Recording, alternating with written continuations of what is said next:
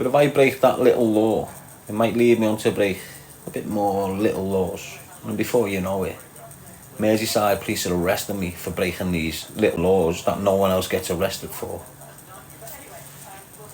You not working, Darren? Red? I wish you could work, mate. I've got the ability, I've got the punctuality, I've got the motivation, I've got the ethic. I've just got a top name and a criminal record, mate. So unfortunately, I can't get employment. Aaron Street, you know where Kinahan's hiding? He had in the back pocket of the CIA. Change your name by default, it's easy. I did in 2017. Officially, I am known as Darren Trainer. Merseyside police didn't like it, and neither did the Crown Prosecution Service. So when I was stitched up with a set of secretaries and on bail for 2 years, for 3 weeks, I had to argue the toss with the Crown Prosecution Service on why they should not be disclosing my secret name in the Liverpool Echo.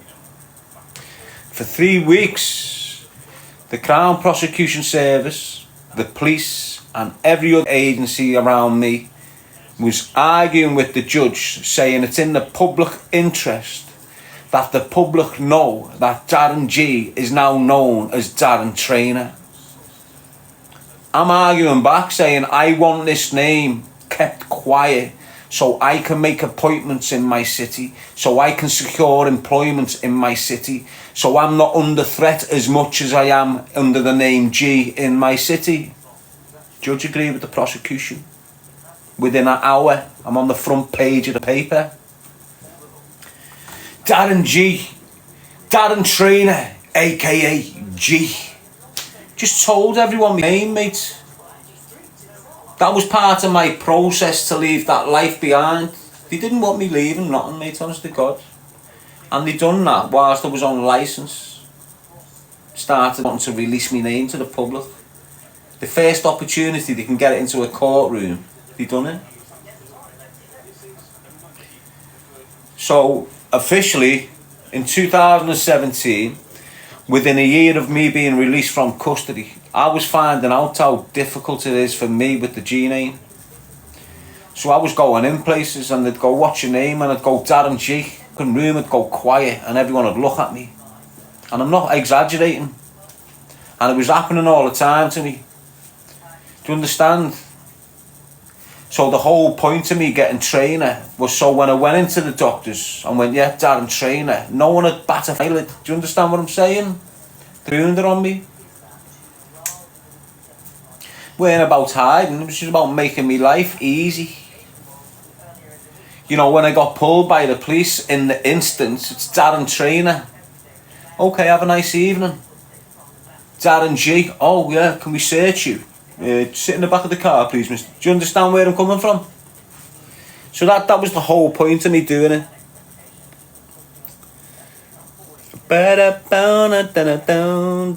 Look at Adam Dempsey, like. What are you saying, Adam Dempsey? Let's have a look what you're saying. Little grass. If I'm a little grass, lad, you can't do all to me. Except say that. So what? What are you going to do about it? Sit there like I was screaming like you're behind your door? That's what you're doing. If I was on a wing with you now, would you call me that? You'd be dragged into the cell and you wouldn't leave unless you had a wheelchair. Fact. Do you understand what I'm saying? You sat somewhere. You're probably with your boys. You look like a tit. First of all, you're calling me a grass. I'm not a grass. There is no one sat in prison custody now or ever for anything I've said about them. No one. So get that fact correct, mate. Okay? Down. And it's only a word, people. People use that grass word all the time. But they're the ones that snitching all the time. Do you understand what I'm saying? Listen, mate. I've had certified grassers from the city of Liverpool spray painting Darren the grass on a wall. Honest to God, mate. And that's the truth. So just ignore that snitch shout. That grass shout, that snitch shout is something that the authorities put into your ghettos to make you hate on each other.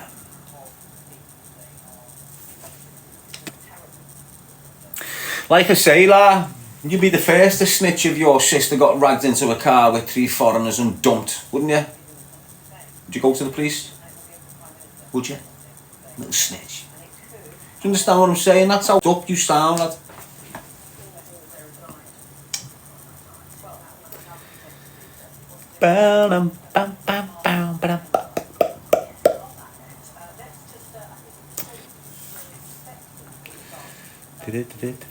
There's only one person that's done jail for grasses. Me. And I deserved it. Weren't grassing, basically. They weren't grassing on me. Yeah, she got in the dock and swore my life away, but it's not grassing. My husband had just been murdered. Do you understand what I'm saying? It's not snitching, mate. Call it what he's like. I don't give a shit. I've got my bedding on the radiator. I don't know what it is, you know, where you got communal dryers. Clothes and that, they're alright, because I'm only sweating in them anyway. I haven't got no I'm going out clothes. I've just got clothes for bedding and training. And they're all the same thing. Some that asked about them, you're on it, but when you go into bed, because the dryers are communal and there's like 50 different people and they don't wash the clothes and some are just rinsing them and leaving big soggy clothes in the dryer, and it just makes this mad sweaty dog smell come from your dryer and onto your clothes. So instead of having that, so even if you put Lenore in sometimes and that, make it smell nice, it still smells scatty sometimes. So I don't leave me bedding in them dryers at all. I'll put it on a 3-hour wash, me bedding, just me bedding, and then put it on the pipes to dry. Saves getting scabies, doesn't it? Like germs you get in communal areas. That's what you've got to try and avoid in these gaps, lad. How are you, Steph? You good? Jake? John Russell, nice one, mate, lad. So there's loads of little mad things when you're living in this type of accommodation that you've got to, you end up with skin conditions and all that shit, and you've only touched the banister. Do you understand what I mean? It's not like an apartment block. Well, it is. When you go into an apartment block, you get out your lift. There's no lift here, but you go up the stairs, through the door, and you've just got to land them with a door. Bam, bam, bam, bam, bam, bam, bam, bam. Picture with a flower pot or something to make it look half. But them places get maintained and they get looked after and they get all. You understand? Whereas these gaffs, when one person leaves, the next one's thrown in. It's not one person leaves, you've got a little maintenance team in to correct everything and clean, bleach and all detergent and that. You're just moving into a cesspit and you've got to put the effort in to get it spotless. And then even when you've got it spotless, you open a cupboard and there's like a gravy stain on that there. And you think everything's spotless, like you're looking at your white counters and units now thinking they're clean, but then when you get up close, you've got dirty stains around the handles, where that many hands have been grabbing the hand on, and there's all little mad layers of dirt where the hand hasn't been. What you'll notice on most handles, isn't it? Talking mad shit, aren't we? Hey!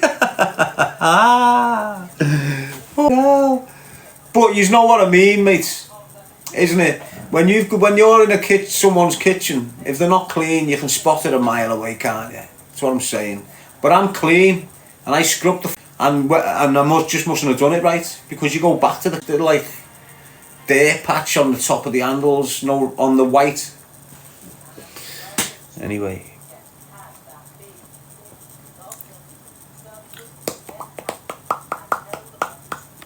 Trade Fluencer, Keelan. You ever been to Ireland? No, mate. Tell you what, if you had 500 quid in my bank now, I'd go to Ireland. you understand what I'm saying? That's the way I am. I just can't. Not that I don't want to or I won't. At the moment, I just can't go there.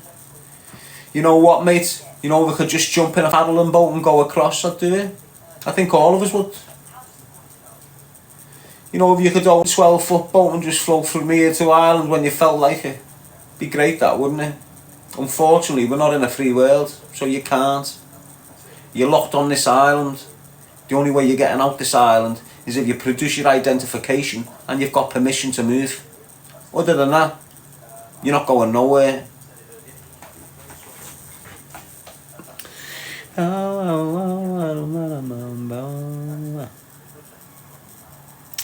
Yes, Caroline. Hope you're well, lad.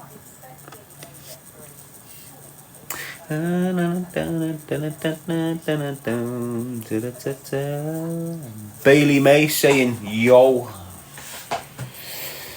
What does that mean? Is that hello? Or is that like, hey? What's it mean, like, yo? Tell me what it means. Is it even a word?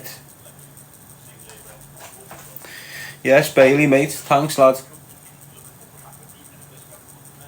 How are you, Cole? You alright, lad?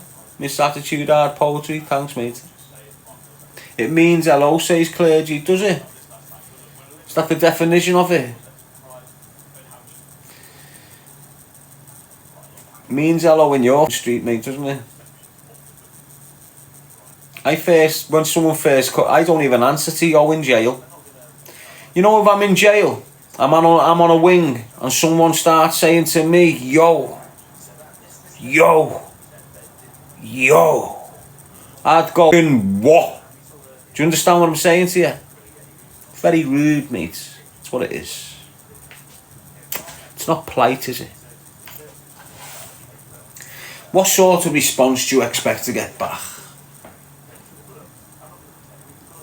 You know, it's a dead conversation, isn't it, if that's your introduction.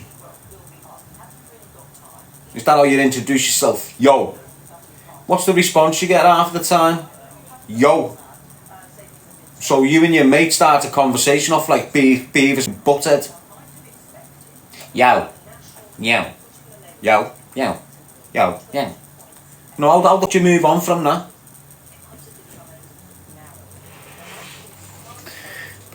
He's probably American, says trade influencer.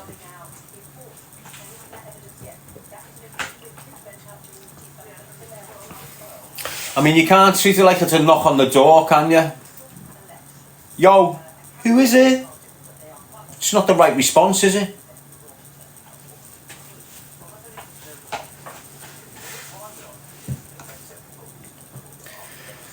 And that's what you need to understand about yourself, fella. If you're running around using language like that, you're deterring a lot of opportunity.